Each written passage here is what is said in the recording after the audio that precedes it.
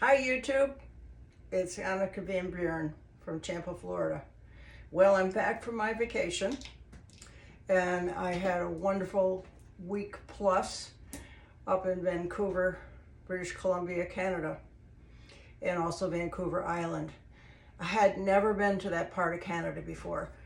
I hail from the east coast of the United States, and so Montreal and Toronto, all of that was very familiar to us, especially the Canadians that came down to camp in the summertime.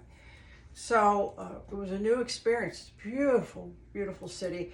To those of you that watch me from Vancouver, I have to say I've never been to a more beautiful location.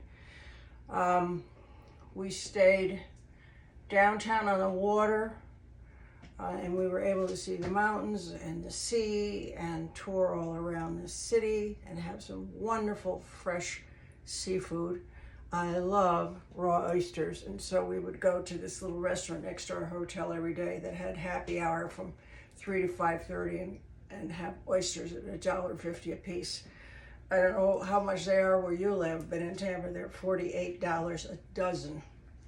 So I don't get them very often. So I'm making something today that's a little tropical. And I made this earlier, so I might kind of add things as I go along, as we see. It's a variation of a drink called the Tradewinds. So I substituted a couple of things because I didn't have what was in the original recipe. It's from Anders, who's a terrific bartender here on YouTube. So I'm not going to claim that this is an original, but here's how it goes. You're going to start with an ounce of dark rum.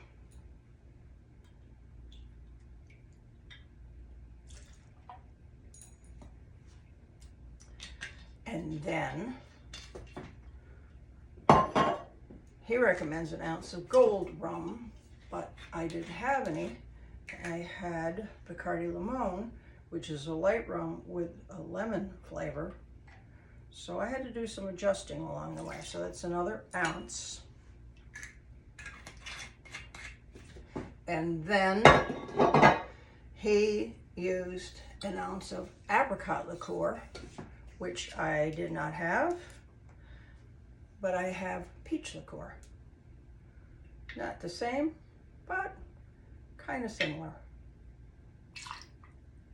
Okay. And then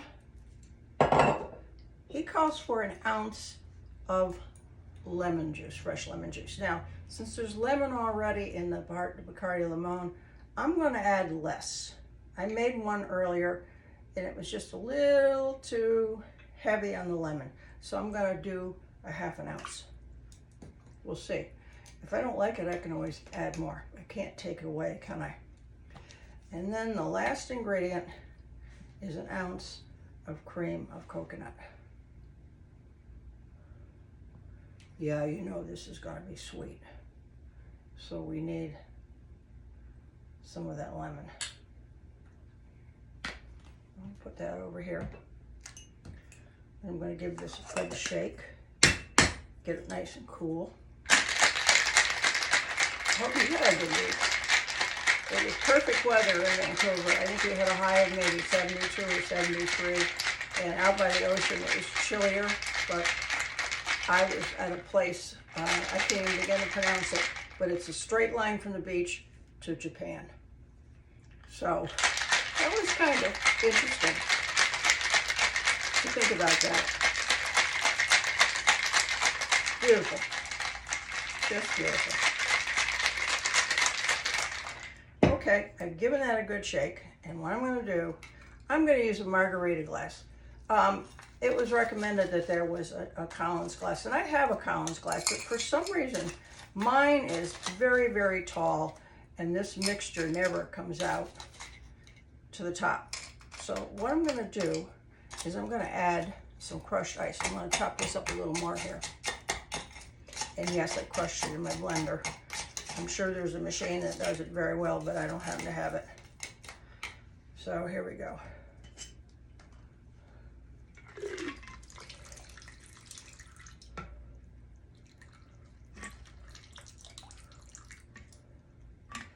And I'm gonna add more crushed ice. I tried, after I made my first batch, I thought, well, maybe we could do this frozen. So I drained it out from all the ice that was in the drink. I'm gonna put like a cube and some more crushed ice in here and put it in the blender. And it watered it down too much. So I wanna get my straw here.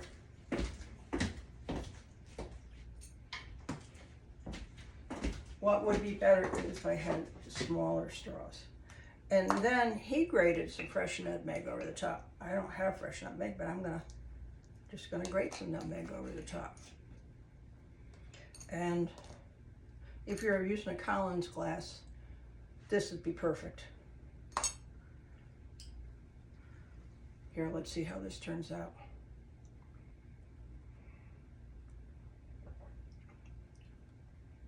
Ooh, I'm glad I made less lemon. It's very good.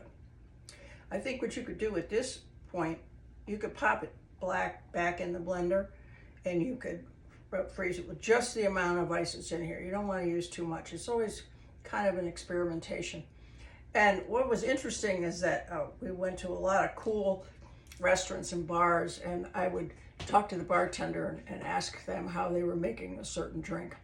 And what I should have done was write it down while I was there, but I was on vacation.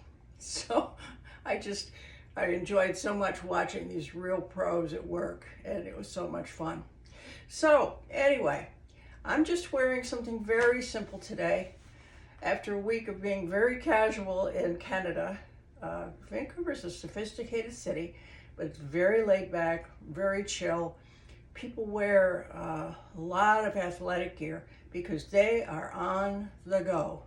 Everywhere you see people with backpacks, children, adults, single people, older people, and they're walking everywhere, or they're hiking somewhere, or they're kayaking, or they're active, and there are parks everywhere. And so because it was 70, they thought it was really, really hot, and they were out all over the beaches. And I thought, the water's 55, like the coast of Maine. It wouldn't be me. I'm gonna get in my Florida pool. It's like a bathtub. So I'm just wearing jeans, and this just kind of this floaty, hippy dippy top. And I'll turn around for you. It's not anything terribly special. And I'm just wearing some lucite sandals. So what this has done, traveling, number one, it gave me a wonderful view of the Canadian lifestyle as it is today. And I have to say, people seem very happy. People are not in a rush. When you're out on the highways, you don't have somebody right up behind you, your butt, trying to push you or trying to pass you. It's a little more chill. And I think maybe it's because they have more of a safety net in their lifestyle. So it's not quite so frantic as here in the United States, where we work. So I took that away from the trip too. More chill, more easygoing, extremely friendly, just absolutely friendly. One interesting thing that happened on my way back, I had a stopover in Denver. I didn't have a direct flight, and I had a 5-hour layover.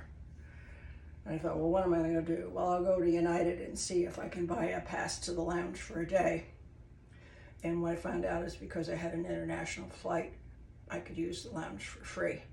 So I did. I went upstairs and I had a couple cocktails and I had some dinner and snacks and wandered back down.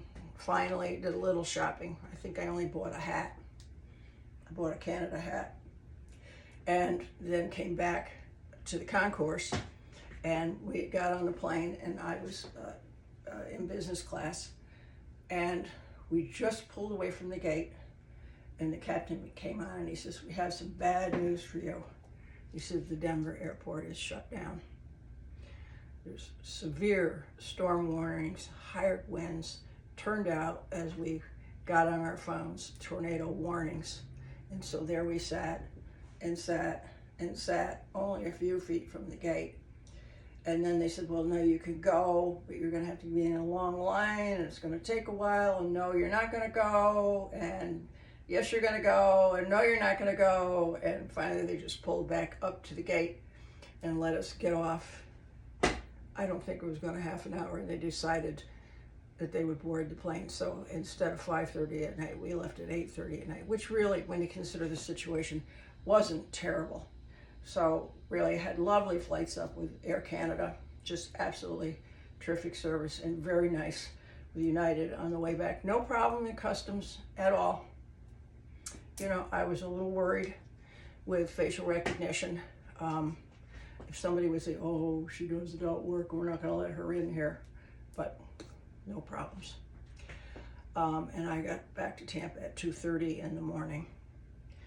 And there was no shuttle from the concourse to the terminal. And it was 80 some degrees and a quarter of a mile uphill. And I have asthma. I thought, I can do this, I can do this, I can do this. And I did. And I was home probably and in bed at about 3:30 in the morning. So it was a very, very long day, but it was interesting. You know, I didn't let it get me down. This is what it is. Next week, I'm heading up north to see an old friend overnight, and it's kind of busy. Summer's going by really, really good. And I hope it is for you also. Now, I'm going to take a clue from the Canadians and say, chill out, folks. Take some time for those around you. It doesn't cost a thing to be kind. Namaste, my friends. I will see you next week. Bye for now.